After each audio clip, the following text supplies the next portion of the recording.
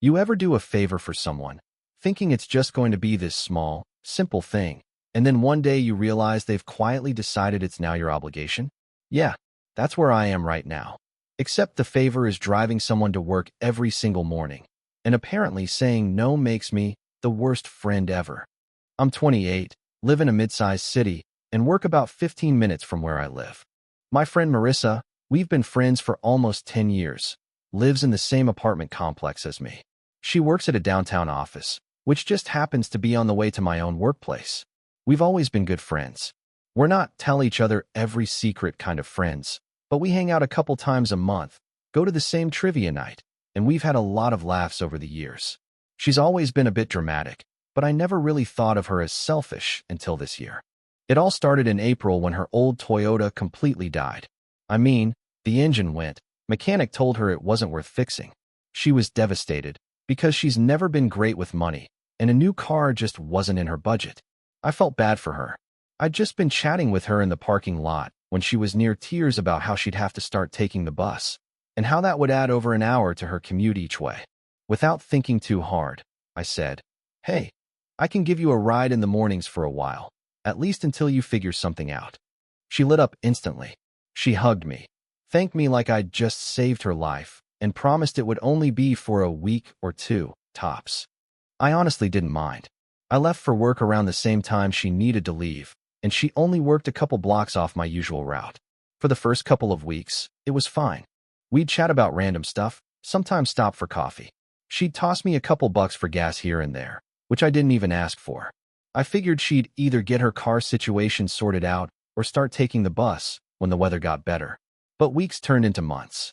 By June, I started noticing she wasn't even trying to find another solution.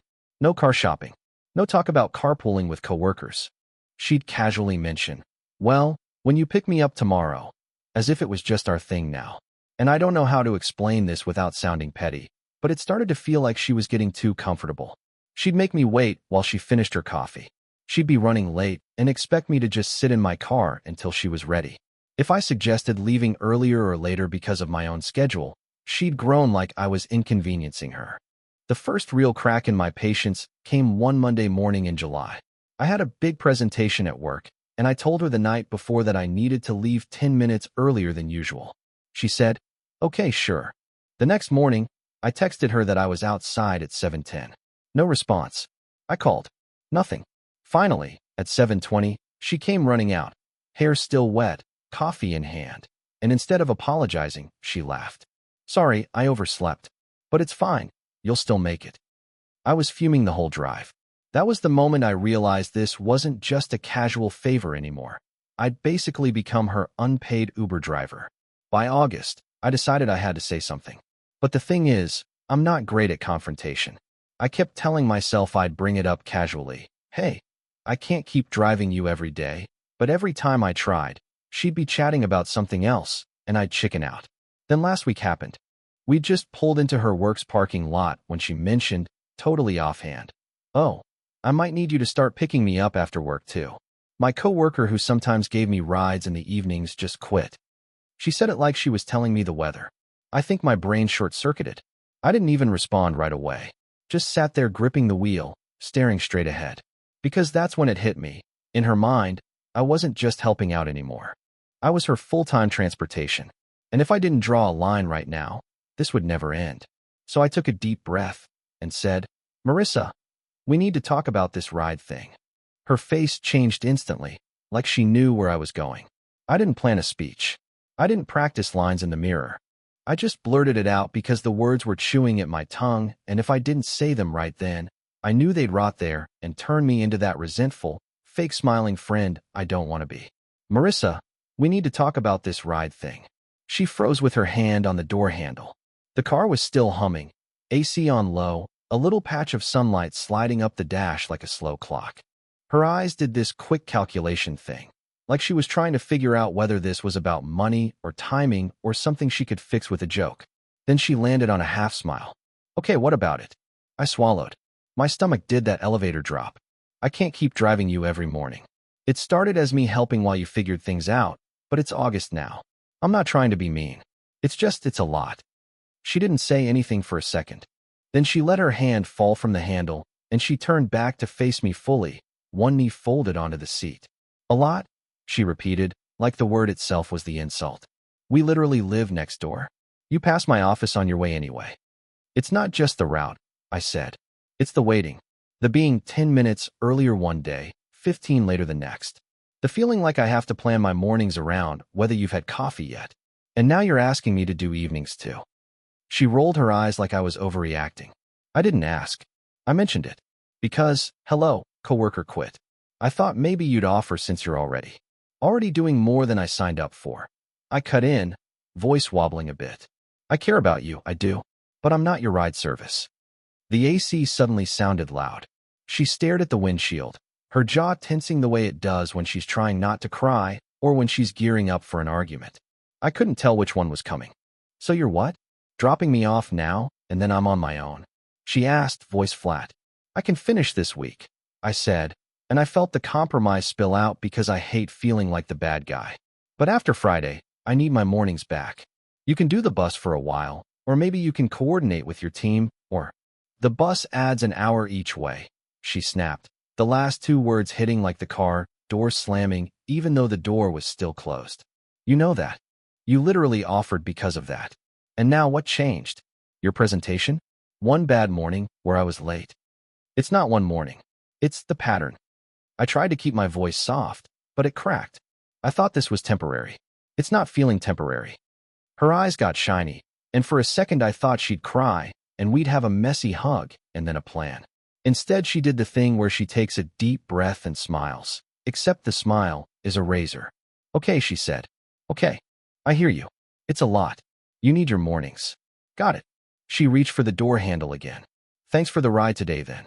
There was a sting in how she said today, like a little needle. She got out, slammed the door a little harder than usual, and walked into her building without looking back. I sat there for a minute, fingers still curled on the steering wheel like I was bracing for impact. A guy in a blue blazer walked past my car and glanced in. I pretended I was adjusting the radio. On my way to my office, my phone buzzed. It was our friend group chat, Trivia Gremlins, because we are super cool and none of us can let go of a joke from 2018. Marissa had already typed a paragraph. The preview showed. So apparently I'm a burden now. My chest tightened. I parked, then opened the thread. Marissa, so apparently I'm a burden now. After months of helping me, OP, she used my name, but for this I'll just say OP, told me she can't keep driving me because it's a lot. I literally live in her building and she passes my work. Like what changed? I'm honestly hurt. A minute later, Shelby chimed in. Wait, what? I thought you guys had a system. Ben, hold up. Up. You okay? I felt the heat in my face. I typed. I'm fine. I just said I need my mornings back after this week. I've been driving every day since April. I didn't think it was permanent. Marissa, it's not permanent, obviously. I'm not asking for life. I said a couple more weeks while I figure out evenings. But I can't take the bus. It's 2 hours round trip extra, and my schedule is already crazy. Eli, 2 hours is rough, TBH. Shelby, OP, could you do like alternate days? Or just mornings? I started to reply and then stopped. Something about arguing in a group chat made me feel like I was standing on a stage I never agreed to step onto. I put the phone face down and took a minute to breathe. At lunch, Shelby called me. Hey, she said, voice soft, the way she talks when she senses I'm close to tears. I get it's a lot. I know Marissa. She catastrophizes. She's probably spiraling. I'm not trying to ruin her life, I said, stirring a plastic fork through my salad like the lettuce might reveal a solution. I just want to leave my apartment when I want to leave my apartment. Could you do a timeline? Like 2 weeks and then that's it? Or ask for gas money? Shelby suggested. She used to give me some without me asking. I said. That stopped in June. And it's not the money. It's the expectation. Shelby exhaled. I know. Boundaries. I'm on your side, I swear. I'll talk to her later. Maybe she can work something out with her boss. When I got home that night, there was a folded note on my doormat. My stomach jumped, thinking it might be from Marissa, and it was written in her neat, loopy handwriting. I'm sorry for snapping. I panicked. The bus makes me want to cry. Can we talk? I texted her, sure. I'm home if you want to come by. She knocked a minute later and came in, eyes already shiny. I didn't mean to make you feel used, she said. I'm just so stressed. My mom's been on me about money. My boss hinted at switching my schedule, and I can't even wrap my head around how I'd get there if that happens. I get it, I said. I really do. And I want to help. I just can't be responsible for your commute. She sat on my couch and nodded like she was listening in a classroom. What if we set rules, she said. Like, I'll be ready at 7:15 sharp. If I'm not outside by 7:17, you leave. And I'll give you $40 a week for gas. And her voice softened. Just until I get through August. I know you said after Friday, but I have this deadline. And if I start the bus next week, I'm going to mess it all up. I watched her, the way her hands twisted the edge of a throw pillow, the way her foot bounced. It would be so easy to say yes. 2 weeks. What is 2 weeks? And she was offering rules and money, and those are the things I had silently wanted. But something in me bristled. Not because the rules were bad, but because the rules were coming after 4 months of me already giving more than I had.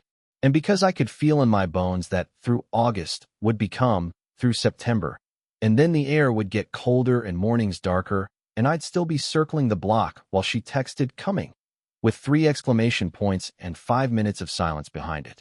I appreciate the offer, I said, choosing each word like stepping stones. But I need to be done Friday. If you want help looking at bus routes, I can do that tonight. Or we can look at rideshare options or carpool boards. I'll even help you post in your building's Facebook group to see if anyone's going your way. She stared at me like she couldn't figure out if I was serious. You're really going to make me take the bus, she said, voice small. I'm not making you do anything, I said. I'm saying I can't keep doing this. She nodded slowly, then stood up. Okay, she said, and that razor smile flashed again. I guess I know where I stand. Marissa, come on. No, it's fine. She hoisted her bag onto her shoulder. See you tomorrow. And Friday. And then, good luck with your mornings. She left, and the door clicked in that gentle, final way that feels worse than a slam. Thursday morning, she was exactly on time, 7:15 on the dot, and eerily quiet. She handed me a 20 at the end of the ride without looking at me. Friday, same thing. On time, silent, another 20 folded in half. It was like she was being the perfect passenger to prove a point I couldn't quite read. After I dropped her off Friday, she opened the door and paused. Thanks for everything, she said, voice stiff. I'll figure it out. I nodded, my relief and guilt colliding in my throat. Okay, good luck. I drove to work feeling like I'd swallowed a heavy coin. I put on a podcast to drown out my thoughts, but the host's cheerful voices felt like a joke I wasn't part of. That night, I went to trivia. I debated skipping, but I needed the normalcy. Marissa wasn't there, which wasn't surprising, but what was surprising was the way the table felt like it had been rearranged and nobody had told me. Eli was quieter than usual. Ben made a joke about me joining the bus haters, and when I didn't laugh, he cleared his throat and asked if I'd seen the new Marvel trailer. Shelby squeezed my arm under the table like a secret signal that she was on my side. Halfway through round 3, my phone buzzed. A text from Marissa. Bus broke down. Took 2 hours to get home. Just wanted you to know how it feels.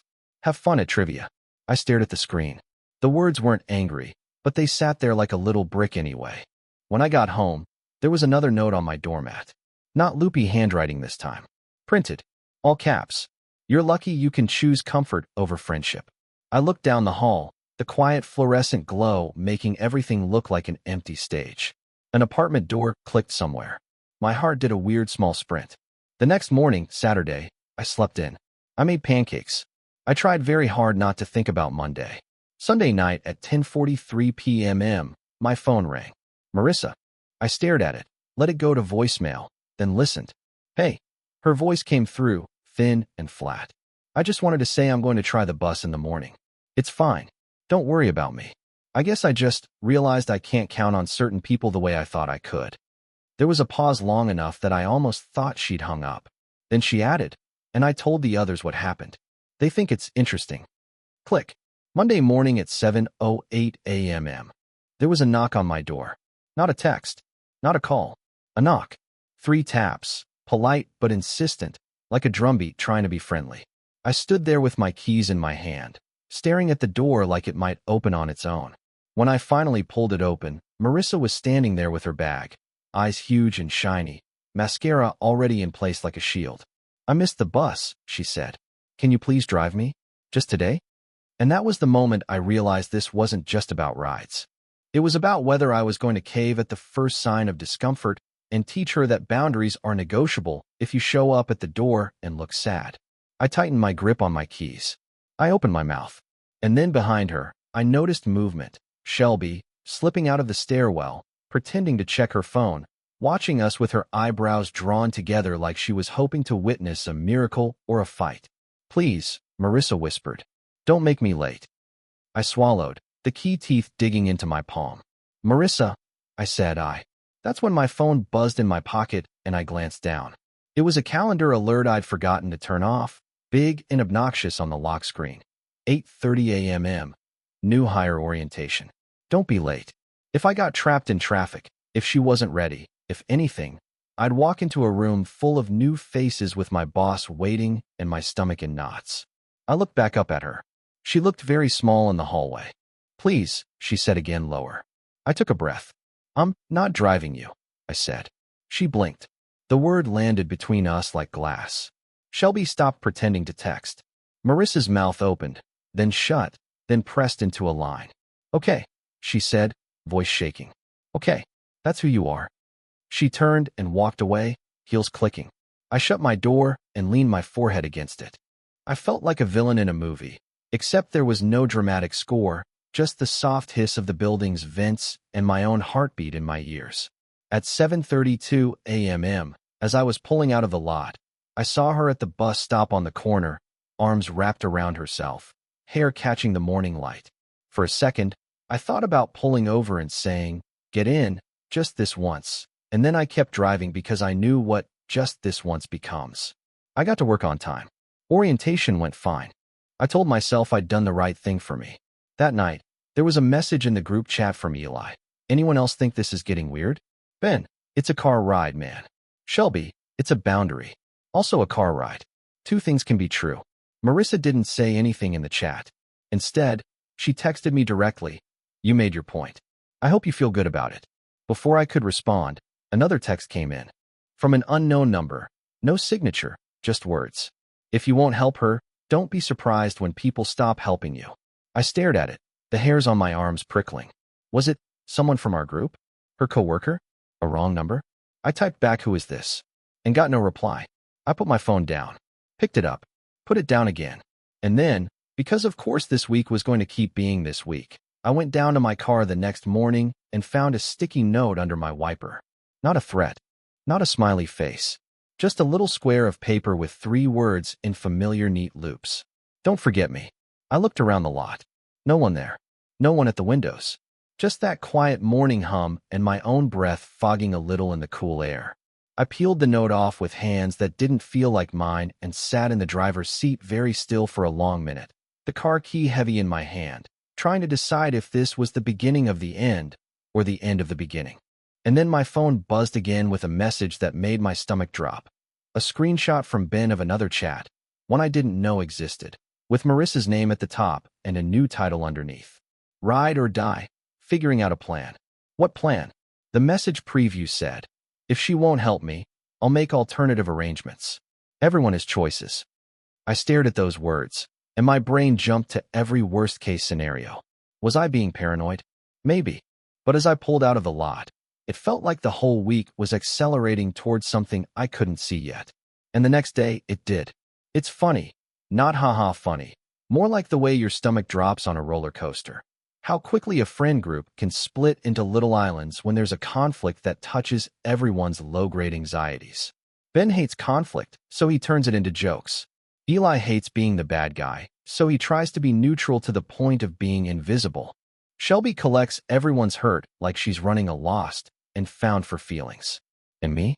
I pretend I'm fine until I'm not, and then I get very calm in a way that scares me, like I'm stepping outside myself and watching a version of me make decisions. By Tuesday, I could feel the islands drifting. Trivia Gremlins was weirdly quiet. Then I started getting one-on-one messages, a check-in from Eli, you okay? Want to get tacos? A meme from Ben that didn't land. And then, out of nowhere, a message from a number I recognize as Anna from our extended trivia crowd. We're friendly, but not close. Her text said, hey, not taking sides. But there's a separate chat where Marissa's been venting. It's getting intense. Thought you should know. I hesitated. Do I even want to see it? I typed and then deleted. Curiosity 1. Can you send me a screenshot? I asked, my fingers slipping a little on the screen because suddenly I was sweating. A minute later, my phone lit up with a blur of blue and gray bubbles. The top said ride or die. It wasn't just Marissa. I recognized 2 of her co-workers. We've all hung out at some barbecues. A girl from our building's gym who I've seen in leggings and a messy bun 100 times, but never really spoken to. And a couple of people from trivia who tend to orbit nights out without ever actually playing. Marissa's messages were a mix of sad and sharp. I'm not asking for the moon, one said. She offered. Now suddenly I'm too much. Then, I wouldn't do this to her. I've literally gone out of my way for her so many times. Then, imagine making your friend take a bus at 6 a.m. because you're obsessed with boundaries. Someone replied, that's messed up. Another, you deserve better friends. A third, have you asked her why she's being like this? Marissa, she says it's a lot. Like my life isn't a lot right now. There were also logistics. Anyone downtown around 7:30? Could I swing by at 7:20 and pick you up? Car's full today, sorry babe. It read like a group trying to build a net while also shaking it. Then I saw the line that made my jaw tighten. She said she'd help me just for this week, then cut me off. I'm going to show her what it feels like to be let down. People forget you have receipts. Receipts of what? My mind raced through every petty favor I'd ever done or not done. It was ridiculous. I pictured a spreadsheet of social debts like I owed interest. I texted Anna, thank you for sending this. Please don't get pulled into anything on my account. She replied, for what it's worth, I think you're allowed to say no. Allowed. That word echoed. That evening, there was a knock on my door, again at that just polished hour where the light in the hallway looks cleaner than usual. I opened it expecting Marissa, but it was Eli, holding a paper bag that smelled like cilantro and lime. Peace offering, he said, lifting the bag. And also I wanted to see you with my face and not a phone. Can I come in? We ate tacos at my little table. He listened while I described the sticky note, the anonymous text, the ride or die screenshot. He didn't interrupt. He nodded and made that soft humming sound that means he's absorbing. When I finished, he said, do you want my opinion or my presence? Both. I half laughed, and he smiled. My opinion is, you did the right thing for yourself. Her reaction is, not great. My presence is me sitting here while you figure out how to not explode in the next week. I snorted. Add that to your LinkedIn. He grinned, then sobered. Be careful, okay? Not because she's dangerous. Just because when people feel abandoned, they flail. And flailing people can accidentally hit you. That night, I resolved to go quiet. No more group chat replies. No more peeking into side conversations. Wednesday morning, I woke up determined to take a walk before work, make coffee, read an article that had been sitting in my tabs for days. I got as far as pulling on my sneakers when my phone lit up again. A text from our landlord, a guy named Mr. Ko who is 62 and allergic to exclamation points. Please do not leave notes on people's cars. If you have a disagreement with another resident, handle it peacefully. I blinked at the message and then typed, I didn't leave a note on anyone's car. He responded instantly. How was he suddenly an instant texter? I received a complaint. Please come to office. My stomach did a somersault. Yes, I know it's somersault, but that's what my brain wrote in the moment. I ran a hand through my hair, grabbed my keys, and went downstairs. Mr. Ko's office smells like Windex and paper. He had a manila folder out with 2 printed photos inside. One was my car with the sticky note under the wiper, the one I'd received. The second was a picture of a gray Honda with a different note under its wiper. 3 words in the same neat loops. Be a friend. I didn't write that, I said immediately. That handwriting is not mine. I realized how ridiculous that sounded. What was I going to do? Produce handwriting samples? Mr. Ko peered over his glasses. I am not calling police, he said, which is exactly the kind of thing people say when they are considering calling the police. But please tell your friend to stop putting notes in parking area. I felt that rush of shame you didn't earn. I'll talk to her, I said, and the words tasted like old pennies because I didn't want to be responsible for Marissa's behavior, and yet here I was, a middle manager of someone else's crisis. Outside the office, my phone buzzed with a message from Shelby. Can we talk? On my stoop? 5 minutes. I found her sitting on the stairs with a travel mug. She looked like she hadn't slept well.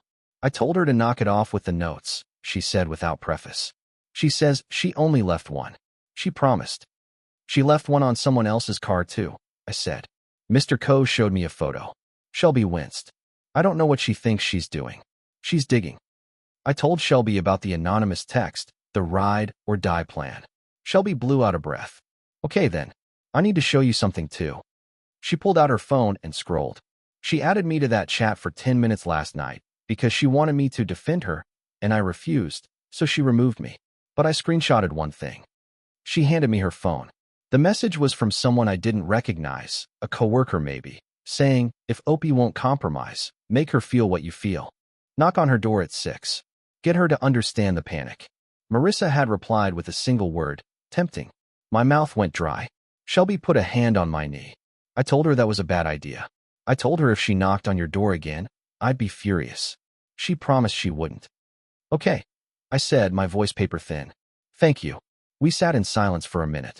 Then Shelby said, I'm going to help her look at bus routes tonight.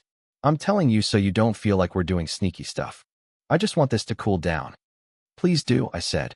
If she gets a plan, maybe this deflates. Like a balloon, not like your tires, Shelby said, and then winced. Oh, that was a bad joke. I'm sorry. We both laughed a little, the kind you do just to prove you still can. Wednesday afternoon, work was a blur. I sat in 2 meetings and don't remember either.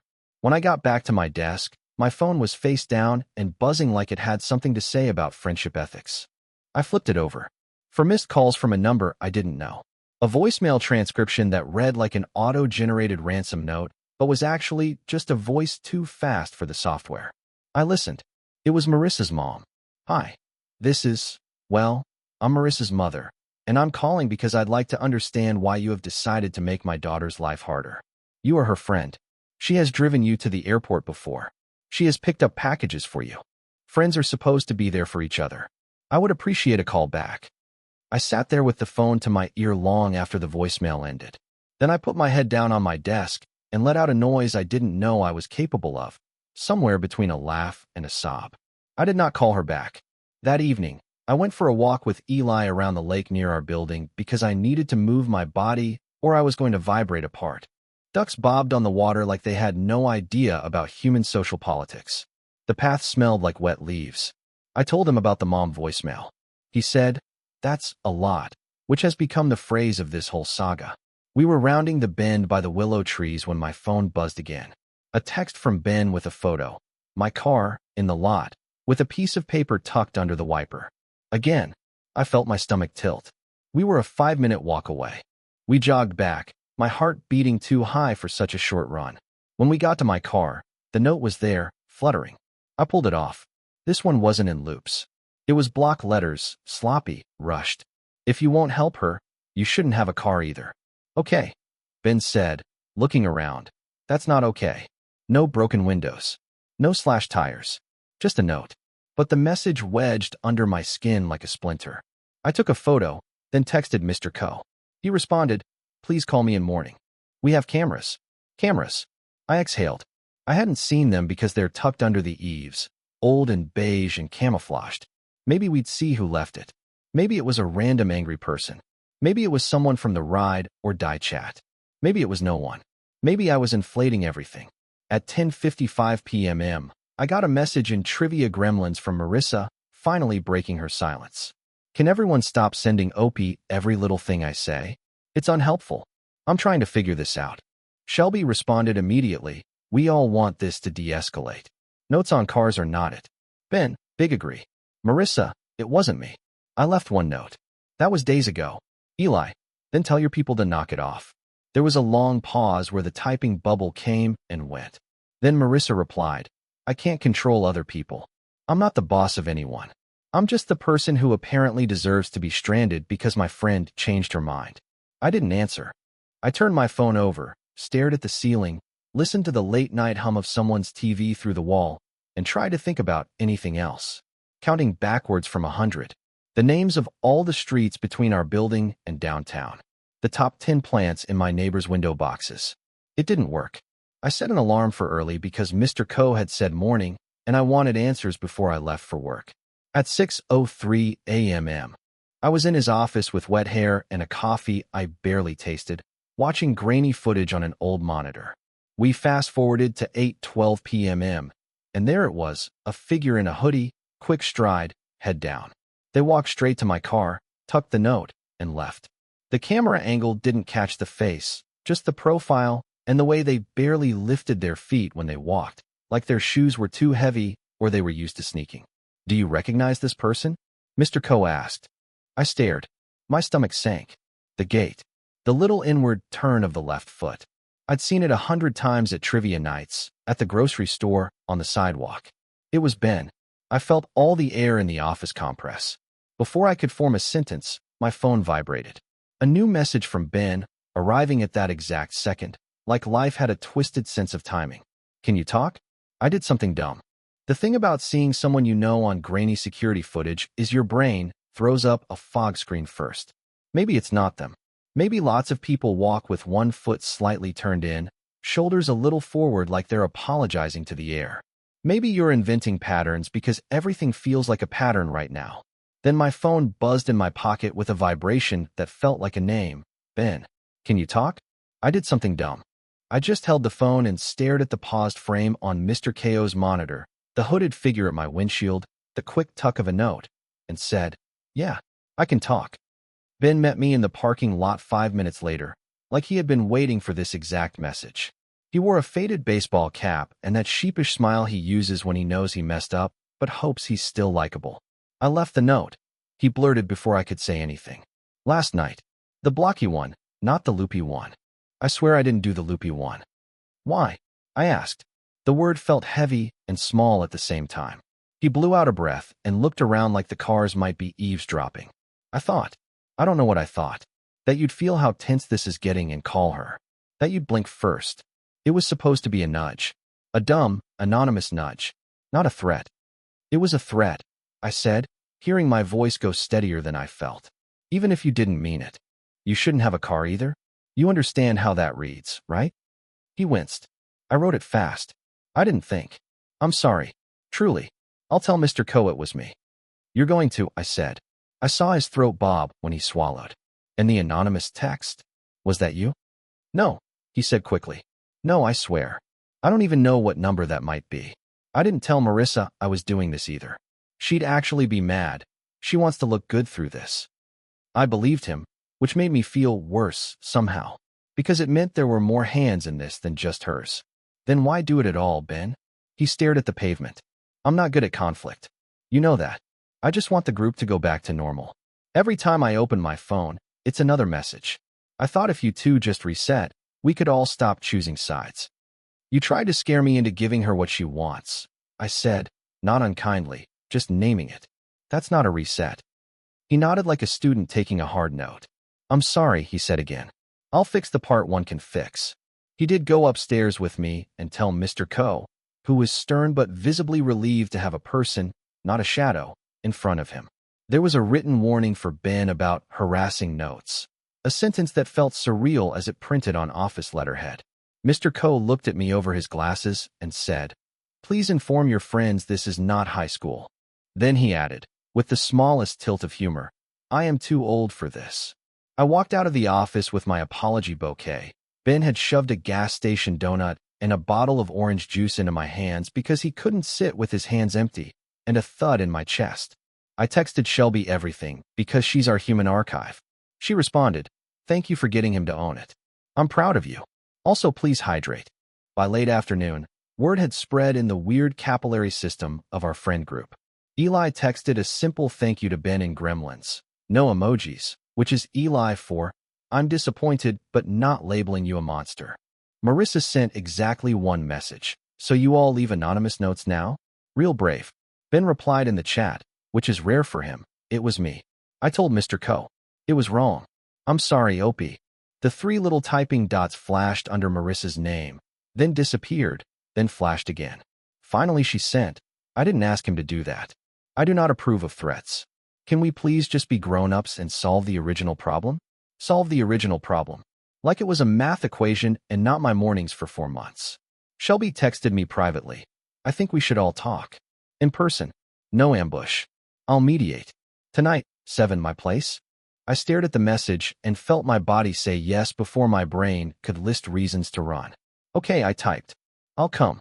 Shelby's apartment always smells like lemon hand soap and warm bread, even when she hasn't baked. She had water glasses set out like we were a panel. Eli leaned on the counter. Ben sat on the arm of the couch, small. Marissa showed up 5 minutes late, hair pinned back with more precision than usual, clutching a tote like armor. Thanks for coming, Shelby said, like she was calling a meeting to order at a very kind company. Ground rules. Talk to be understood, not to win. Short sentences. No bringing in witnesses who aren't here. Marissa laughed once sharp. Is this a tribunal? It's a conversation, Shelby said gently. I went first because I wanted my words out before I lost courage. I said I was sorry for the way the boundary landed, not for having the boundary. I said I hadn't realized how permanent this had become for her. I said the anonymous text and the notes made me feel unsafe. I said I missed liking her. Marissa listened, eyes pinned to my face like she was collecting every syllable for use later. When it was her turn, she inhaled and spoke very evenly, like she'd rehearsed in her bathroom mirror. I am not a villain, she started. My car died. I panicked. Opie offered. I accepted. I gave gas money at first. When I stopped, it wasn't because I'm cheap. It was because I literally had to choose between that and groceries that week, and then the next week, and then I was ashamed. I should have said something. I didn't. That's on me. Her voice wavered there, a small real thing in the middle of all the presentation. And then, she continued, my boss told me they're reviewing lateness because our team is under new management. If I'm late 3 times in the next month, I go on a performance plan. I told OP this, maybe not directly enough, and when she said, I need my mornings back, I heard figure it out, your job doesn't matter as much as my comfort. That's what it felt like. I know it's not what she said, but that's how it landed. I nodded slow. I can't hear that, I said, and I meant it. But I can't be responsible for your attendance at work. That's too heavy to hand me. She swallowed. I'm not asking forever. I was asking 3 weeks. Just mornings. I even wrote rules. I showed you. You wrote rules after 4 months of no rules, I said. And I'm allowed to realize a thing is hurting me and stop doing it, even if I'm late figuring that out. Ben cleared his throat. I am not going to talk except to say I am sorry, and my note was stupid. Correct, Shelby said softly, and he nodded. Eli asked practical questions. Bus times, rideshare costs, coworker schedules. Marissa answered like a witness. The math was ugly. The express bus that cuts time by half doesn't come to our stop. The rideshare at peak is more than she can spare daily. Her one coworker who lives vaguely nearby switched to evenings. Finally, Marissa looked at me and said, without theatrics, I know you don't owe me. I know that, but I am asking. Please, 3 more weeks. I'll be outside at 7:15 exactly, every day. I'll pay you. I will not talk. I will sit there like a statue if you want. Just please. The room went quiet in that way that makes every tiny sound feel amplified. The hum of the fridge, the click of Eli's thumbnail, the faint city noise through the window. Shelby didn't look at me or her. She stared at the lemon plant on her sill like it had answers. I felt my chest tighten because the Mary Poppins version of me wanted to say yes and fix it all. The tired version of me remembered the wet hair late laughing morning and the sick feeling of obligation. The scared version of me saw the note again, block letters like a stamp. I can't, I said careful. I am sorry. I can't. Marissa blinked once. Twice. Something in her face went still, the way water goes still when the wind stops. Okay, she said, voice small. Thank you for your honesty. She stood like she might leave, then sat again like her knees forgot. We talked in circles for another 20 minutes that felt like 5 hours. It wasn't fighting. It was just the slow realization that there wasn't a compromise I could live with that she could accept without feeling abandoned. It was a bad math problem. Every number we plugged in still equaled hurt. When it was clear the meeting was landing with no solution, Shelby did the soft closer thing she's good at. Let's take 48 hours. We don't message each other about this. We brief. We all make our own plans. Then we regroup if needed. Marissa nodded, eyes on the lemon plant now. Fine, she said. 48 hours. We filtered out into the hallway in a little awkward parade. Marissa and I ended up walking the same direction in silence. At her door, She turned. For what it's worth, she said, I didn't send the anonymous text, and I only left the one sticky note. I'm not trying to scare you. She swallowed. I've been dramatic. I know, but I'm not trying to be scary. I appreciate you saying that, I said. I want this to be over, not bigger.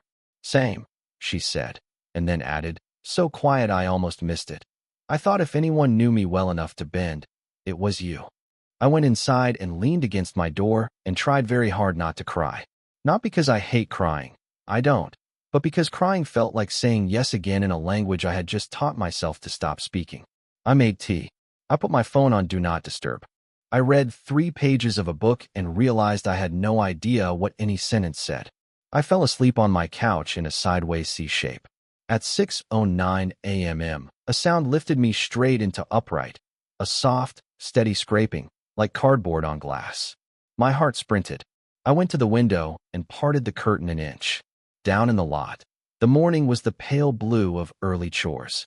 My car sat in its spot, dew on the roof like sugar. And there, right at the hood, was Marissa, not leaving a note, not knocking. She had a backpack slung over both shoulders and her tote at her feet, and she was sitting on my hood, carefully, like it was a chair she'd reserved. She looked up at my window, like she knew I'd be there. She didn't smile. She just lifted her hand in a small wave that meant nothing and everything. Across the lot, a second figure stepped out from between 2 cars and lifted a phone, filming. It took me a heartbeat to recognize her. Marissa's mom, in a quilted jacket, hair sprayed into place, camera steady like she'd trained for this.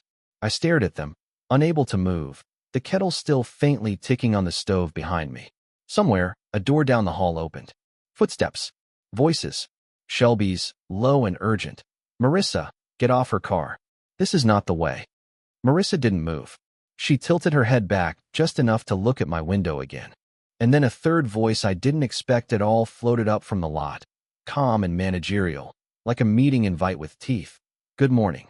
I'm going to ask everyone to step away from the vehicle. Mr. Coe, our landlord, clipboard in hand. A security guard I had never seen before hovering just behind him. I put my hand flat on the glass, breath fogging a little circle, and realized this wasn't only about rides anymore. It had turned into a public test. A line drawn in parking lot paint. Witnesses assembled. My phone buzzed on the counter. A new message. From my boss. Quick thing. New hire training moved to 8 a.m. today. Can you be here early to kick off? I looked at the clock. 6:12 a.m. Looked back at the lot. Looked at my keys. My heart did that elevator drop again. I had to choose. Right now, in front of everybody. I reached for the knob. And before I could turn it, there was a fourth voice, one I hadn't heard in years, calling my name from the stairwell with a brightness that didn't match any of this. I turned, confused. Hey, surprise visit. The voice sang out. I brought muffins.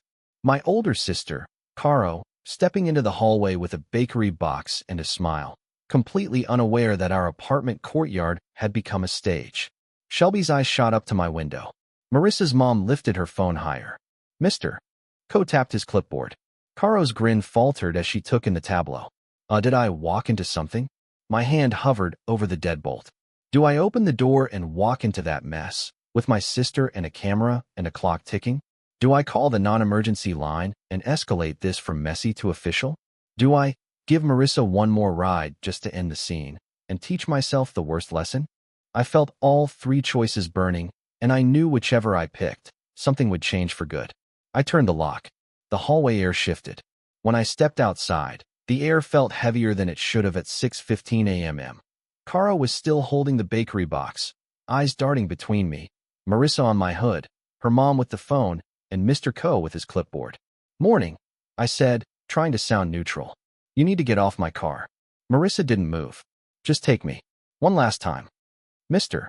Coe cleared his throat. This is not allowed. Caro whispered, what is happening? But I couldn't answer without unraveling in front of all of them. I walked past her, past Shelby's worried look, and stood by my driver's side door. Marissa, off. Now. She slid down slowly, like she was the one conceding. Her mom muttered something into the phone. I got in, started the car, and drove off without looking back. Halfway to work, I realized I hadn't touched a single muffin. That afternoon, Shelby texted, Mr. Ko banned her mom from the property.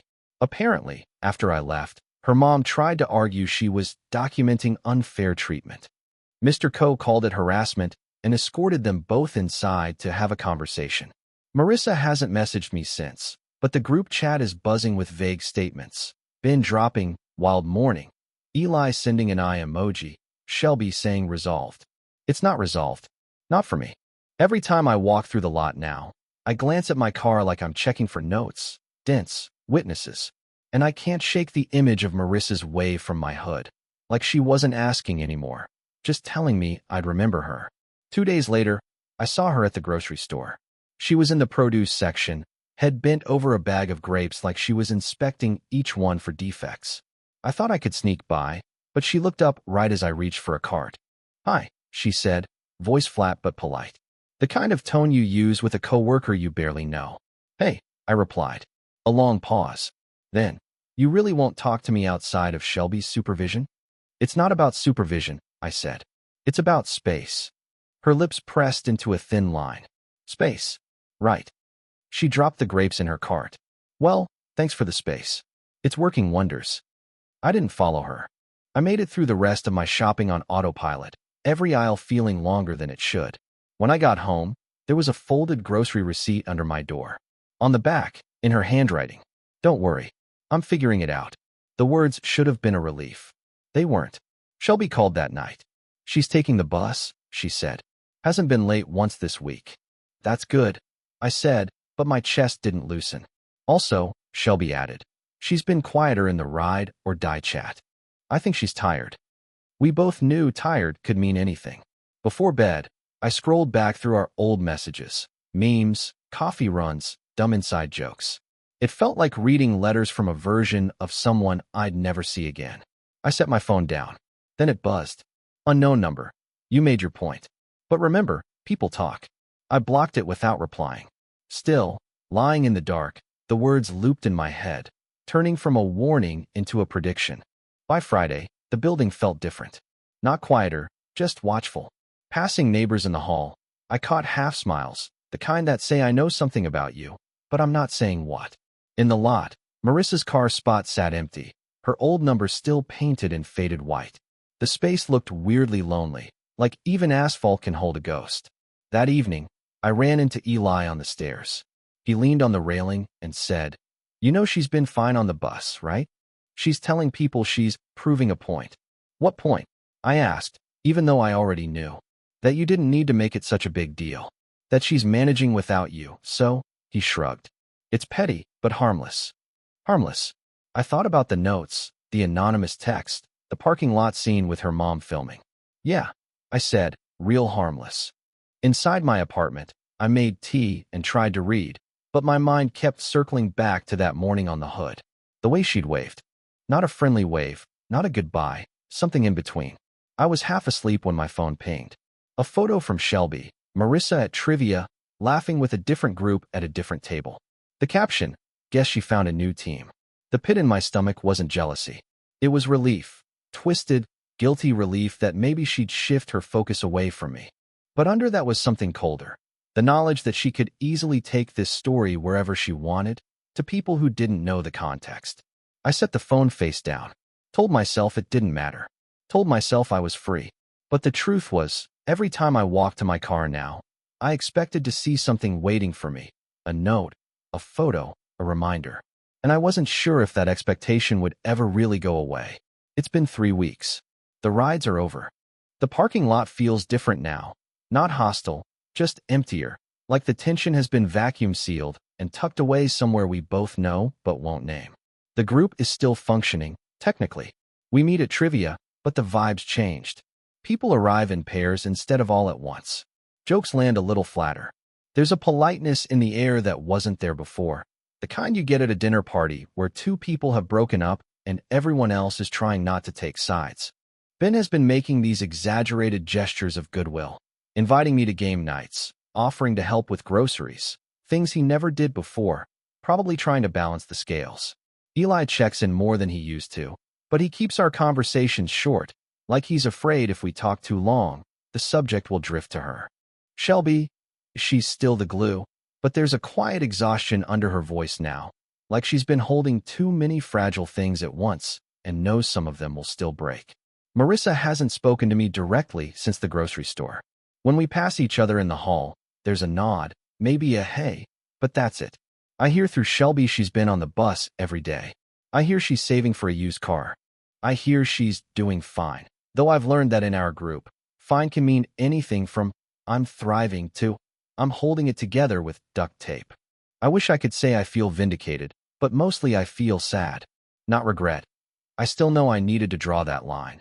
But sad because I used to think we'd be the kind of friends who could weather dumb fights and come out stronger. Instead, we had this. A favor that turned into a fault line, too wide for either of us to step over without falling. Last night, when I got home from work, there was something folded under my door again. My chest tightened instantly. I thought it was another note, another piece of this that wouldn't die. It wasn't. It was a bus station receipt, dated 2 days ago, with a single sentence written on the back in her neat, loopy handwriting. I'm doing it on my own. No signature. No smiley face. Just that. I stood there in the doorway longer than I meant to, the paper warm in my hands from where it had been pressed against the carpet. I didn't know if it was meant as peace, or proof, or maybe just a final entry in the record we'd both been keeping. I should have thrown it away. That's what I told myself. But instead, I put it in the drawer where I keep spare keys and other things I can't quite part with.